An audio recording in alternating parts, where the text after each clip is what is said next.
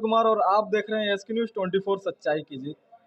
Location इस समय मैं गोरखपुर जिले के तहसील सहजनवा में एडवोकेट यशवंत भारती जिनके वकील साहब हैं, जिनके चैम्बर में हम आए हुए हैं, जो कानून और संविधान के विशेष जानकारियां रखते हैं।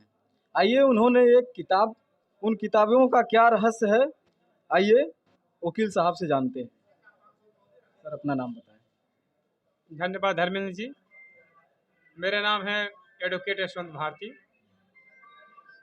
साथियों, मैंने भारत का संविधान निर्माण प्रक्रिया और डॉक्टर अम्बेडकर पर एक शोधपूर्ण पुस्तक लिखी है और यह बहुत ही प्रमाणिक पुस्तक है। इसमें जितने भी तथ्य दिए गए हैं सबको प्रमाण के द्वारा प्रमाणित करके दिया गया है। किताब लिखने का क्या उद्देश्य है? हाँ, किताब लिखने का जो मेरा उद्देश्य है कि भारत के संविधान को लेकर इस देश में तमाम तरह की भ्रांतियां फैली हुई हैं और जब मैं इस वकालत पेशे में आया तो लोगों ने जो प्रचारित कर रखा था कि इस भारत के संविधान में सब कुछ लिख दिया गया है, कुछ भी ऐसा चीज़ नहीं है जिसको लिखा नहीं गया है। तो हम भी कचहरी में आए। तो देखिए, मैं पेशे से एक वकील हूँ। कचहरी में मैं आया तो जब कचहरी में आने के बाद जब मैं प्रैक्टिस शुरू किया, 1 दिन 2 दिन 3 दिन 4 दिन 5 दिन 10 दिन, तो स्टार्टिंग में हमको बहुत समस्याओं का सामना करना पड़ा। लोगों ने बताया कि भारत के संविधान में सब कुछ लिख दिया गया है और सारी व्यवस्था उसमें है। जब मैं इस कचहरी में आया तो पता चला कि अगर मेरे पास कोई क्लाइंट नहीं आता है तो हम तो चाय पीने के लिए भी मोहताज हो जाएंगे। तो फिर मैंने भारत का संविधान पढ़ना शुरू किया और भारत के संविधान को जब मैंने पढ़ा तो अगर वकीलों के पास कोई काम धाम न हो तो वकीलों की जीविका कैसे चलेगी, इस संविधान में ऐसी कोई व्यवस्था नहीं है। तो मेरे दिमाग में ये आया कि सबसे पहले संविधान को रिसर्च किया जाए और पढ़ा जाए और जानने का प्रयास किया जाए कि गरीब शोषित वंचितों के लिए भी इस संविधान में कुछ है या नहीं है। तो मैंने संविधान पर रिसर्च करना शुरू किया कि ये भारत का संविधान बना कैसे, और रिसर्च करते करते जब हमारा 6 साल का समय व्यतीत हुआ, उसके बाद मैंने अपने उस रिसर्च को, जितने भी डॉक्यूमेंट मैंने कलेक्ट किए, एक किताब का रूप दिया और किताब का नाम रखा भारत का संविधान निर्माण प्रक्रिया और डॉक्टर अम्बेडकर।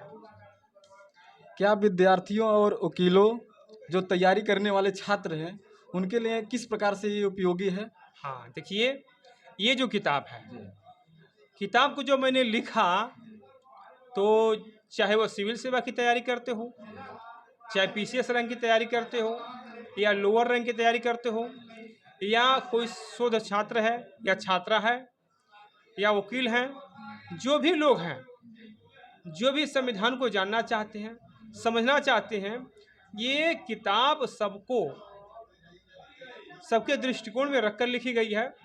जैसे इस किताब का जो सबसे पहले चैप्टर मैंने रखा कि भारत में अंग्रेजों का आगमन कब हुआ, अंग्रेजों का आगमन रखा।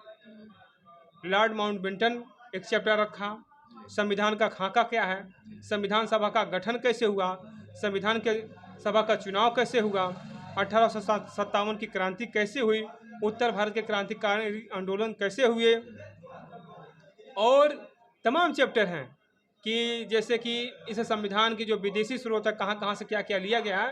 तो ये किताब मिला जुला के, चाहे वो तैयारी करने वाले लोग हों, चाहे अम्बेडकरवादी लोग हों, अगर डॉक्टर अम्बेडकर को जानना चाहते हैं, समझना चाहते हैं, तो इस किताब को एक बार वो लोग जरूर अध्ययन करें। संविधान सभा क्या है? हाँ, देखिए, संविधान को बनाने के लिए एक सभा बनाई गई थी, उसी को संविधान सभा कहते हैं। और संविधान सभा कैबिनेट मिशन योजना के अनुसार बनाई गई थी। जब इस देश में कैबिनेट मिशन आया तो उसी ने ही ये प्रस्ताव रखा कि आप लोग अपना संविधान बनाइए और उसके लिए एक सभा बनाई जाए। तो संविधान सभा बनाई गई और संविधान सभा के माध्यम से ही संविधान बनाने का काम हुआ। संविधान कैसे बना? हाँ, भारत का संविधान बनाने के लिए जब संविधान सभा बनाई गई तो उस संविधान सभा के लिए एक क्राइटेरिया निर्धारित किया गया कि पूरे हिंदुस्तान से 389 लोग इस संविधान सभा में जाएंगे और संविधान बनाने का काम करेंगे। संविधान सभा में कितने लोग थे? हाँ, संविधान सभा मैंने बताया ना कि संविधान बनाने के लिए जो सभा बनाई गई तो पूरे हिंदुस्तान से कहा गया कि 389 लोग इस संविधान सभा में जाएंगे और संविधान बनाने का काम करेंगे। और इसमें एक बात और मैं बता दूं, संविधान बनाने के लिए जो 1946 में चुनाव हुए उस चुनाव में 3 क्राइटेरिया रखा गया था। एक जो ब्रिटिश गवर्नमेंट को टैक्स देता था, जिसके पास शिक्षा थी और जिसके पास संपत्ति थी, वही लोग इस चुनाव में मतदान किए थे और तब जाके 389 लोग उस संविधान सभा में पहुंचे थे। रहिएगा, चालू रहिएगा, कोई दिक्कत नहीं है। इसके बाद आप क्या लिखे हैं? संविधान सभा बनाने के लिए यानी संविधान बनाने के लिए क्या चुनाव हुए थे? तो कभी तो हो गया। कांग्रेस को कितनी सीटें मिली थी? संविधान सभा में चुनाव में कांग्रेस को कितनी सीटें मिली थी? संविधान सभा के चुनाव में कांग्रेस को कितनी सीटें मिली थी? हाँ, देखिए, पूरे हिंदुस्तान से 389 सीटें निर्धारित की गई थी और जिसमें से 296 सीटों पर चुनाव हुआ और 93 सीटों पर चुनाव नहीं हुआ था। तो जो 296 सीटों पर चुनाव हुआ उसमें से 208 सीटें कांग्रेस को मिली। तो अगर देखा जाए तो 1946 का जो चुनाव हुआ संविधान को बनाने के लिए कांग्रेस को पूर्ण बहुमत मिला, क्योंकि 296 में से 208 सीटें कम नहीं होती है। और जो 93 लोग थे इनका चुनाव नहीं हुआ था। ये 93 लोग कौन थे? ये 93 लोग राजा, महाराजा, नवाब, जमींदार, पूंजीपति, सेठ, साहूकार, यानी जो इस देश में लगभग 600 रियासतें थी, उन रियासतों का प्रतिनिधित्व करने के लिए ये 93 लोग इस संविधान सभा में आए थे और वो भी बैकडोर से आए थे। इनका चुनाव नहीं हुआ था, यानी इनको जनता ने चुनाव नहीं किया था। डॉक्टर अंबेडकर किस सीट से चुनाव जीत कर आए थे? हाँ, देखिए, सबसे पहले तो बहुत बढ़िया क्वेश्चन आया धर्मेंद्र जी आपका। देखिए, डॉक्टर अंबेडकर को लेकर तमाम भ्रांतियां लोगों में है। डॉक्टर अंबेडकर सबसे पहले अपना नामांकन बॉम्बे प्रेसिडेंसी से भरते हैं। जब बॉम्बे प्रेसिडेंसी से डॉक्टर अंबेडकर अपना नामांकन भरे तो ये चुनाव कांग्रेस ने उनको हराने के लिए कहा कि डॉक्टर अंबेडकर के लिए खिड़की दरवाजे यहाँ तक कि रोशनदान भी बंद कर दो। और नतीजा ये हुआ कि डॉक्टर अंबेडकर बॉम्बे से चुनाव हार गए। और जब डॉक्टर अंबेडकर बॉम्बे से चुनाव हार गए तो उनके जो परम मित्र थे जोगेंद्र नाथ मंडल, उन्होंने अपने पद से इस्तीफा दिया और पश्चिम बंगाल से डॉक्टर अंबेडकर का फिर से नामांकन करा गया और वहाँ से डॉक्टर अंबेडकर चुनाव जीतकर संविधान सभा में पहुंचे। नेहरू का प्रस्ताव क्या था? हाँ, देखिए, जब डॉक्टर अंबेडकर संविधान सभा में पहुंच गए तो लगभग जब सभी लोग संविधान सभा में पहुंच गए तो देखिए, संविधान सभा का प्रथम बैठक 9 दिसंबर 1946 को हुआ, जिसमें डॉक्टर सत्यानंद सिन्हा को पहले अस्थायी अध्यक्ष बनाया गया। 11 दिसंबर 1946 का जो बैठका हुआ डॉक्टर राजेंद्र प्रसाद को अस्थायी अध्यक्ष बनाया गया। लेकिन जो 13 दिसंबर 1946 को बैठका हुआ जिसमें पंडित जवाहरलाल नेहरू ने एक बहुत बड़ा प्रस्ताव पेश किया, लक्ष्य संबंधी प्रस्ताव नेहरू ने पेश किया। और ये प्रस्ताव क्या था? प्रस्ताव था कि भारत का भावी संविधान कैसा होगा।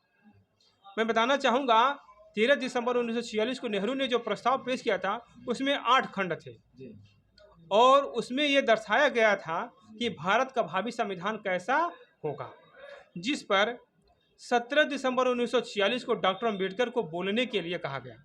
जब डॉक्टर अंबेडकर 17 दिसंबर 1946 को खड़े होते संविधान सभा में बोलने के लिए, तो डॉक्टर अंबेडकर नेहरू की इस प्रस्ताव को कहते क्या हैं?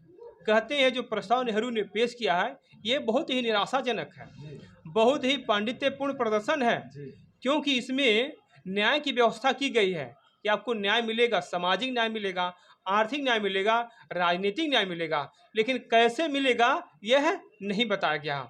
तो डॉक्टर अम्बेडकर कहते हैं जब तक इस देश की व्यवस्था समाजवादी अर्थव्यवस्था नहीं होगी तब तक गरीब शोषित वंचित समाज के लोगों को कैसे आर्थिक न्याय मिलेगा यह कहना संभव नहीं है। क्या ये संविधान डॉक्टर भीमराव अंबेडकर की मर्जी का है या नहीं है?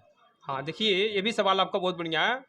मैंने इस पुस्तक में एक चैप्टर भी रखा है कि ये संविधान डॉक्टर अम्बेडकर की मर्जी का है या नहीं है। अगर ये किताब अमेजॉन फ्लिपकार्ट पर भी उपलब्ध है, आप इस किताब को मंगाइए और डॉक्टर अम्बेडकर के हर उस भाषण को और हर उस रहस्य को मैंने इस किताब में रखने का प्रयास किया है जो अभी तक छुपाया गया है। देखिए डॉक्टर अम्बेडकर बहुत बड़े विद्वान थे और उनकी विद्वता का लोहा संविधान सभा में सभी लोग मानते थे। लेकिन जब संविधान बनने का काम चल रहा था, तो चूंकि संविधान बनाने में 389 लोग थे, डॉक्टर अम्बेडकर अकेले तो थे नहीं, तो स्वाभाविक है डॉक्टर अम्बेडकर की मर्जी का ये संविधान नहीं बन रहा था। इसमें जब डॉक्टर अम्बेडकर संविधान सभा में पहुंचे और 17 दिसंबर यानी 13 दिसंबर 1946 को जो नेहरू ने प्रस्ताव पेश किया था और डॉक्टर अम्बेडकर ने 17 दिसंबर 1946 को जो अपना वक्तव्य दिया संविधान सभा में और कहा कि यह सुंदर सुंदर शब्दों का जाल है, ये जो प्रस्ताव निराशाजनक है, यह पांडित्यपूर्ण प्रदर्शन है। तो संविधान सभा में डॉक्टर अम्बेडकर की इस वक्तव्य से नेहरू को लगा कि अगर डॉक्टर अम्बेडकर ज़्यादा दिन तक इस संविधान सभा में रहें तो संविधान सभा में रहकर जो मैं अपनी मर्जी से संविधान बनवाने का काम कर रहा हूँ वो मेरी मर्जी से संविधान बन नहीं पाएगा। हुआ क्या, इधर मुस्लिम लीग कह रही थी कि देश का बंटवारा करना चाह रही थी, संविधान सभा में भाग नहीं लेना चाह रही थी, और देश का बंटवारा हुआ। जब देश का बंटवारा हुआ तो उसमें आप देखिए जहाँ से डॉक्टर अम्बेडकर चुनाव लड़े थे पश्चिम बंगाल से, तो उस सीट को काट कर वो भेज दिया गया पाकिस्तान में, यानी डॉक्टर अम्बेडकर पाकिस्तान असेंबली के सदस्य हो गए और इंडिया से यानी भारत से उनकी सदस्यता रद्द कर दी गई और वहाँ से भी उनकी सदस्यता रद्द कर दी गई। इस तरीके से एक साजिश के तहत डॉक्टर अम्बेडकर को संविधान सभा से बाहर कर दिया गया। और जितने भी प्रावधान आप देखेंगे संविधान में, चूँकि संविधान में डॉक्टर अम्बेडकर को प्रारूप समिति का अध्यक्ष बनाया गया था, तो डॉक्टर अम्बेडकर को प्रारूप समिति क्यों बनाया गया, प्रारूप समिति का अध्यक्ष क्यों बनाया गया, ये बहुत ही महत्वपूर्ण सवाल है। तो जब ये उसके पहले 15 मार्च 1947 को डॉक्टर अम्बेडकर ने एक मेमोरेंडम पेश किया था स्टेट एंड माइनॉरिटी के नाम से, जो डॉक्टर अम्बेडकर की मर्जी का संविधान था। संविधान सभा में जब डॉक्टर अम्बेडकर को 17 दिसंबर 1946 के बाद पूछा नहीं जा रहा था, संविधान बनाने का काम चल रहा था, तमाम समितियां बनाई जा रही थी, संविधान बन रहा था और डॉक्टर अम्बेडकर को पूछा नहीं जा रहा था, तो डॉक्टर अम्बेडकर अपने संगठन शेड्यूल कास्ट फेडरेशन में जाते हैं और अपने साथियों से इस बात को कहते हैं। तो उनके साथी कहते हैं कि डॉक्टर अम्बेडकर जी आप एक दूसरा संविधान लिखिए। तो डॉक्टर अम्बेडकर एक दूसरा संविधान अपनी मर्जी से स्टेट एंड माइनॉरिटी के नाम से लिखते हैं और 15 मार्च 1947 को संविधान सभा में पेश करते हैं। जो वर्तमान समय में संविधान चल रहा है, क्या डॉक्टर अंबेडकर की मर्जी का है या नहीं? हाँ, देखिए जो वर्तमान, वही मैं बता रहा हूँ कि जो वर्तमान में संविधान चल रहा है ये डॉक्टर अम्बेडकर की मर्जी का संविधान नहीं है। तमाम ऐसे प्रावधान मैं अभी आपको बताऊंगा। तो 15 मार्च 1947 को जब डॉक्टर अम्बेडकर ने अपने मर्जी का संविधान प्रस्तुत किया था, उसी समय पूरे संविधान सभा के सदस्यों को लगा कि डॉक्टर अम्बेडकर को संविधान सभा में रखना उचित नहीं है और देश का बंटवारा हुआ। डॉक्टर अम्बेडकर को लोगों ने पाकिस्तान असेंबली में भेज दिया, डॉक्टर अम्बेडकर को वहाँ से भी और उनकी सदस्यता निरस्त कर दी गई और फिर भारत से भी उनकी सदस्यता निरस्त कर दी गई। तो डॉक्टर अम्बेडकर इस बात को लेकर बहुत दुखी हुए कि अब मैं क्या करूं, और डॉक्टर अम्बेडकर ने ब्रिटिश प्रधानमंत्री इटली से बात की। तब जाके इटली ने कहा, नेहरू से कहा कि नेहरू जी आप डॉक्टर अम्बेडकर को संविधान सभा में किसी भी तरीके से ले जाइए। साथियों, डॉक्टर अम्बेडकर बहुत बड़े विद्वान थे और चूंकि कैबिनेट मिशन के तहत संविधान सभा का गठन किया गया था और डॉक्टर अम्बेडकर को रोकना मुश्किल नहीं था। नेहरू चाहते थे कि डॉक्टर अम्बेडकर संविधान सभा में किसी भी तरीके से पहुंचने न पाए, लेकिन जब इनको संविधान सभा से बाहर कर दिया गया तो डॉक्टर अम्बेडकर ने कहा ठीक है आप लोग संविधान बनाइए। और उसमें एक स्पीच आई थी, और उस समय जो सम्राट थे, सम्राट की एक स्पीच आई थी कि जो लोग ये संविधान बनाया जा रहा है, अगर किसी वर्ग के लोग जिनका प्रतिनिधित्व अगर संविधान सभा में नहीं, अगर वो लोग संविधान को मानने से इनकार कर देंगे तो संविधान उनके ऊपर लागू नहीं होगा। इसी का फायदा डॉक्टर अम्बेडकर ने उठाया, या यूँ कह लीजिए कि नेहरू के पास कोई चारा नहीं था, गांधी जी के पास कोई चारा नहीं था कि डॉक्टर अम्बेडकर को संविधान सभा में न ले जाएं। तो डॉक्टर अम्बेडकर को लोगों ने संविधान सभा में ले गए, और ले जाने के बाद सबसे पहले प्रारूप समिति का गठन करके और इनको प्रारूप समिति का अध्यक्ष बना के इनके गले में माला और विचारों पर ताला लगाने का काम लोगों ने किया। क्या डॉक्टर अंबेडकर अपने मर्जी से कोई संविधान बनाए? हाँ, मैंने बताया ना कि डॉक्टर अम्बेडकर,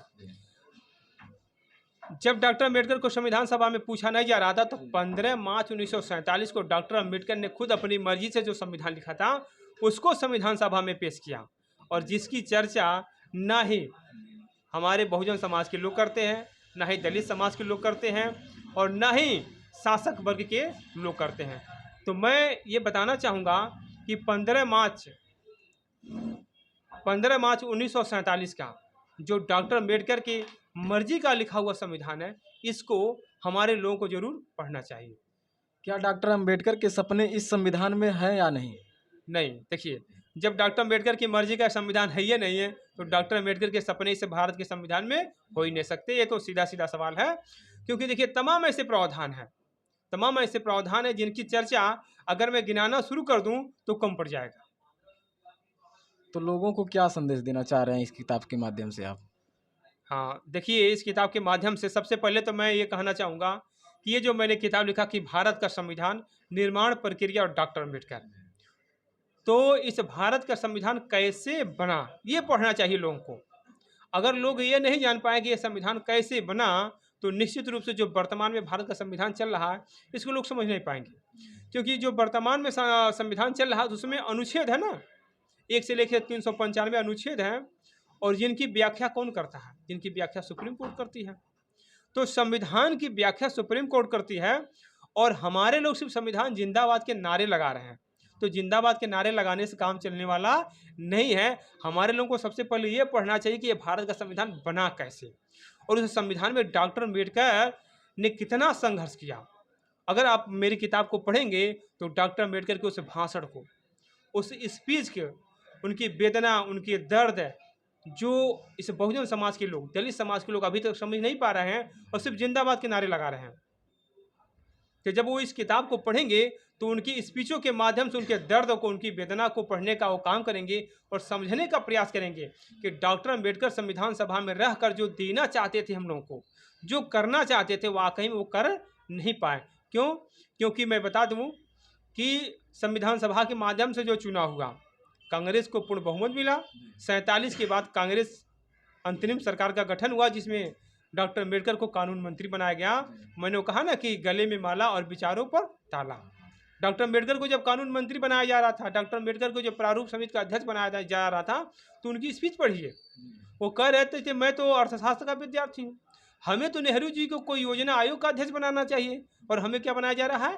कानून मंत्री बनाया जा रहा है। तो डॉक्टर अम्बेडकर खुश नहीं थे। डॉक्टर अम्बेडकर गरीब, शोषित, वंचित समाज को जो देना चाहते थे संविधान सभा के माध्यम से, वो दे नहीं पाए। लेकिन फिर भी जो मिला, जो हक और अधिकार इस संविधान में मिला है, उस संविधान के माध्यम से हमारे लोगों को सबसे पहले जागरूक होना चाहिए कि इस संविधान में हमारे लिए हक और अधिकार क्या है और क्या नहीं है, उसको बचाते हुए। और 15 मार्च 1947 को डॉक्टर अम्बेडकर ने जो अपनी मर्जी से संविधान पेश किया था संविधान सभा में, उस संविधान सभा की मांग, उस संविधान को लेकर हमारे लोगों में पहले तो जागरूकता आनी चाहिए, और फिर उसको लागू करवाने के लिए हमारे लोगों को जन आंदोलन करना चाहिए कि डॉक्टर अम्बेडकर के मर्जी का संविधान 15 मार्च 1947 का है, ना कि वर्तमान में जो चल रहा है ये यही है। तो मैं अपने साथियों से निवेदन करना चाहूँगा कि सबसे पहले कि संविधान कैसे बना, हमारी किताब अमेजॉन पर उपलब्ध है, फ्लिपकार्ट पर उपलब्ध है, कि आप लोग इस किताब को मंगाइए और पढ़िए कि यह संविधान कैसे बना और क्या इस संविधान में डॉक्टर अम्बेडकर के क्या विचार थे, क्या ये संविधान डॉक्टर अम्बेडकर की मर्जी का है या नहीं है। और एक चीज़ मैं और बता दूं, डॉक्टर अम्बेडकर की मर्जी का संविधान क्यों नहीं है? 50 में संविधान लागू हुआ, 26 जनवरी 1950 को संविधान लागू हुआ और 3 साल के बाद 2 सितंबर 1953 को राज्यसभा में डॉक्टर अम्बेडकर के एक भाषण आया था और इस भाषण को अभी तक छुपा के रखा गया है। यह भाषण लगभग सभी लोगों को नहीं पता है। 1-8% लोगों को पता होगा, तो वो लोग डर की वजह से इस भाषण को कहीं भी कहते नहीं हैं। क्यों? क्योंकि जो भ्रम फैलाया गया संविधान को लेकर। तो डॉक्टर अम्बेडकर का जो भाषण आया, doctor Ambedkar Andhra bill state पर बहस हो रही थी। तो आंध्रा बिल स्टेट पर जब बहस हो रही थी, डॉक्टर अम्बेडकर उस समय कहते हैं कि महोदय, एक परंपरा चली आ रही है और मेरे मित्र मुझसे कहते, ओह आप ही संविधान के निर्माता हैं। तो डॉक्टर अम्बेडकर कहते हैं, महोदय मैं भाड़े का लेखक था और मुझे जो लिखने के लिए कहा गया था मैंने वही लिखा और ये किसी के लिए उपयोगी नहीं है। अगर संविधान जलाने का मौका मिला तो सबसे पहले संविधान को मैं जला दूंगा। तो इस भाषण से क्या स्पष्ट होता है? इस भाषण से स्पष्ट होता है कि यह संविधान डॉक्टर अम्बेडकर की मर्जी का नहीं है। उनको जो लिखने के लिए कहा गया था उन्होंने संविधान में वही लिखा। तो अगर उनको लिखने के लिए कहा गया तो उन्होंने वही लिखा, तो ये मानना पड़ेगा कि ये है डॉक्टर अम्बेडकर के पूरे मन से या उनके मर्जी से यह संविधान नहीं लिखा गया है। तो ये रहे यशवंत भारती एडवोकेट जी, जिन्होंने बताया कि संविधान के नारे ना लगाएं, संविधान को पहले पढ़िए। और मैं इतना ही कहना चाहूँगा, देखते रहिए फिर SK न्यूज़ 24 सच्चाई की जीत। नमस्कार।